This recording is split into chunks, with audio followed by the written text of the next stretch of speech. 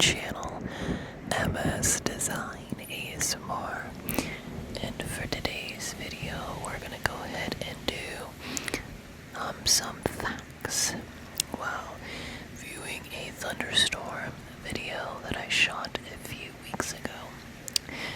I'm not sure about you, but I love thunderstorms, except for hail. The idea of a tornado is a little bit scary. But, it's still exciting. I don't really, like large hail too much, but I do still get excited.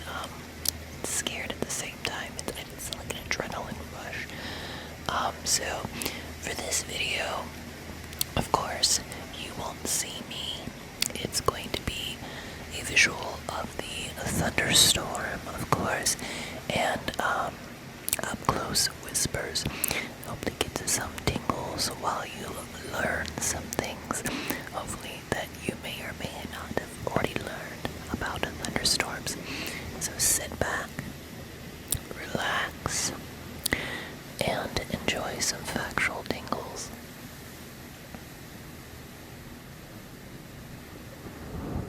What goes up? Warm, moist air is the fuel that feeds a thunderstorm the energy it needs to survive. A column of warm air quickly rising through the atmosphere is known as an updraft, and these upward winds can pack a punch. The strength of an updraft depends on how great the temperature difference is between different levels of the atmosphere. An updraft can exceed 100 miles per hour in the strongest thunderstorms. I don't know, that's very, very fast. Very. Fact number 2. The top of the storm gets smushed. An updraft will continue skyward until the rising air is no longer warmer than the air around it. The rising air spreads out at this point, creating flat, anvil-like clouds that make a distant thunderstorm such a spectacular sight. Even more stunning are mammatus clouds, bubble-shaped formations that can develop along the bottom of anvils. Due to the strength of the storm needed to produce these vivid formations, they're often associated with severe thunderstorms. And, me, looking at a storm forming in the distance, living in the Midwest in the U.S., aka Tornado Alley, that's true. You can definitely see the top of a thunderstorm forming, and it kind of reminds you of, those movies on TV about nuclear explosions, the cloud that forms, but not so scary because, of course, it's not nuclear warfare. But moving on. Fact number 3. Once the weight of the raindrop suspended in a budding thunderstorm grows too heavy for the updraft to hold, or once raindrops fall out of the sides of the updraft, they begin falling to the ground as precipitation. The falling rain drags cooler air toward the ground, creating a downdraft, or that cool breeze you feel before and during a storm. Most downdrafts are pretty weak, but some are strong enough to cause damaging winds at the surface. A thunderstorm dies once the cool air of the downdraft cuts off the flow of warm air to the updraft, starving the storm and causing it to rain itself out. Fact number 4. There are different types of thunderstorms. Not all thunderstorms are the same. There are 3 main types of thunderstorms. Most thunderstorms are single cell, or a storm that pulses up, rains for half an hour, and dissipates. When that storm collapses, the wind from the downdraft can trigger more storms in a chain reaction. There are also multi-cell thunderstorms, the most common of which are squall lines. The third storm is a supercell, or a thunderstorm that has a rotating updraft. The twisting updraft helps supercells survive for many hours and produce more severe weather, larger hail, higher winds, and stronger tornadoes than a normal thunderstorm. Number 5.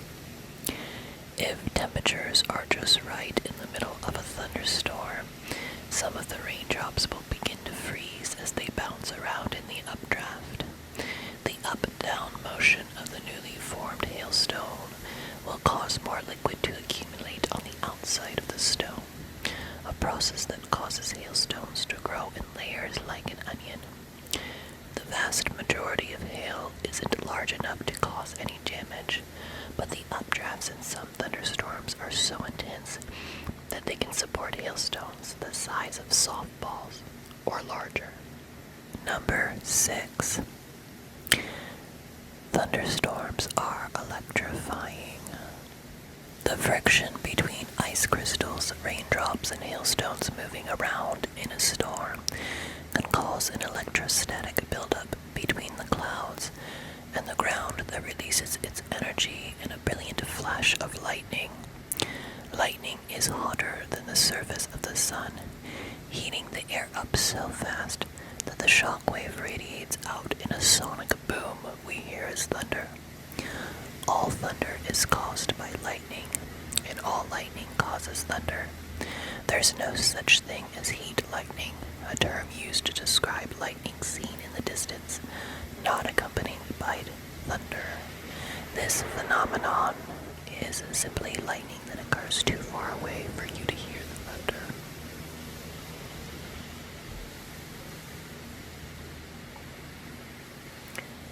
Number 7. Water is heavy. We look at clouds floating effortlessly through the sky and don't think about the sheer amount of weight hanging above our heads. One cumulus cloud can weigh more than 1 million pounds. When it comes to a billowing thunderstorm, though, the weight can go up tremendously depending on how much rain it's holding. We're lucky the rain doesn't all fall at once. Number 8. They block out the sun. All of that water looming above us also has the effect of blotting out the sun. The sky gets dark before a thunderstorm because the sunshine can't make it through the vast column of water in an especially wet thunderstorm. The much feared green sky before a storm, often thought to presage a tornado, is usually caused by sunlight refracting through both heavy rain and hailstones. Fact number 9. Humans cannot control the weather, but our actions can indirectly influence where thunderstorms form. Studies have shown that increased temperatures in and around cities due to the urban heat island effect can trigger thunderstorms that wouldn't have otherwise formed in these areas if the city and its streets weren't there. There's also some evidence that unstable air warmed by steam released by the cooling stacks of nuclear power plants can trigger small storms.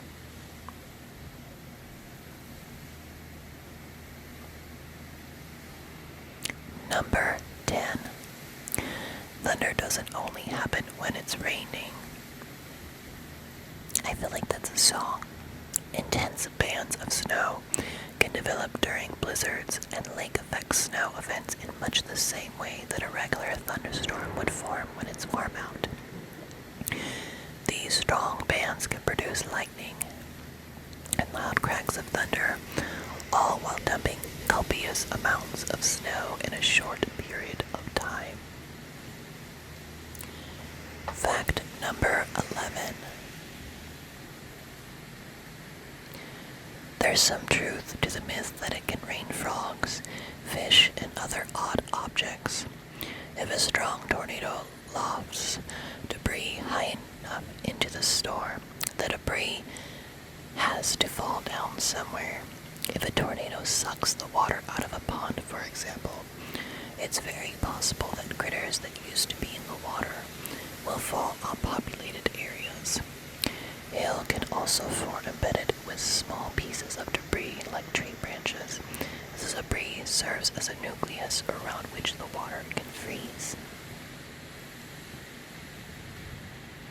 Well, everybody, that is the conclusion of the facts of thunderstorms. I hope that you enjoyed it, and of course, the up-close breathy whispers provided you with much tingle relaxation, and of course, for your learning needs.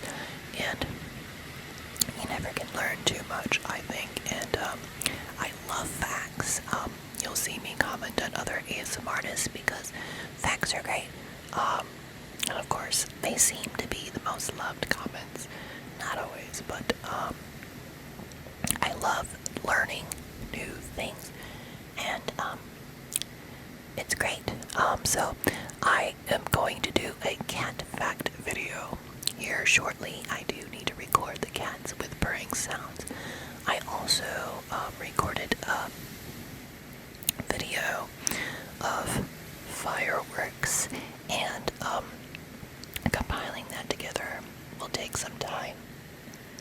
There's also a walking video that I did, and I'm not sure what I want to do, if it's going to be facts or not, but it is a walking video over the Meridian Bridge back home, and it's a lengthy video, and I'm hoping that it's peaceful. So of course I'll figure out something if it's going to be fact related, of course, because I am aiming to do more fact videos because I find them relaxing, and of course up close whispers being so tingly and relaxing that I created a My Facts ASMR video playlist for you on the channel homepage, so make sure to check it out if you've not seen the other fact videos. Of course, don't forget to comment, like, and subscribe, and if you do subscribe, please click that little bell, and you'll be sure to receive every notification. And if you want to see a specific fact that I can somehow do some research on and do, I will definitely take that consideration. Comment down below. And I know somebody mentioned something about cosmos, planets, something about the galaxy, and I will definitely still have that on my to-do list. I don't always get to everything right away, but I do write them down for future ideas. It's just whenever they're more convenient or time permits. So, thanks so much for watching, and sweet dreams.